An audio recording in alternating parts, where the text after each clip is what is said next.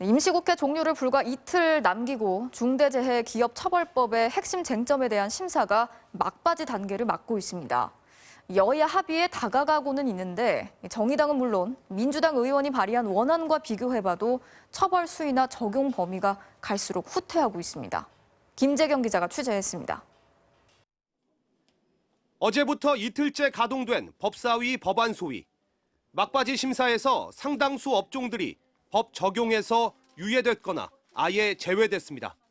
여야는 먼저 중대시민재해 처벌 대상에서 소상공인과 학교를 제외하기로 했습니다. 중대산업재해 처벌 대상에서도 5인 미만 사업장은 빼기로 했습니다. 음식점과 노래방 같은 다중이용업소 역시 면적 1000제곱미터 미만이면 제외하기로 했습니다.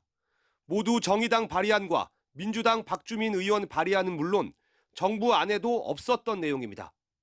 중소벤처기업부에서 지금 강력하게 그런 5인 미만 사업장들 같은 경우에 중대재해에 포함될 경우에 너무나 많은 어려움이 있다.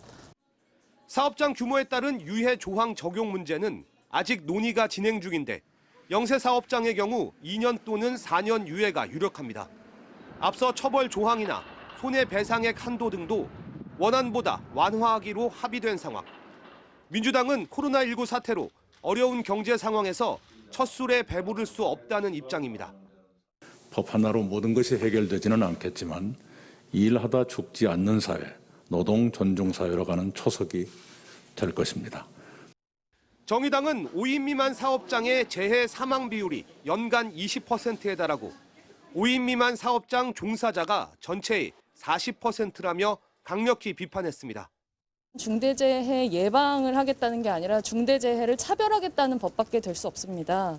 생명 안전에 있어서도 기천이 있고 차별을 두겠다라고 하는 것으로밖에 여길 수가 없습니다. 또 사업장 규모에 따라 시행을 미루는 것도 받아들일 수 없다고 밝혔습니다. 민주당과 국민의힘 간 합의는 임박해가지만 법을 처음 발의하고 한 달 가까이 단식 농성을 이어온 정의당의 반발이 거세지고 있습니다. MBC 뉴스 김재경입니다.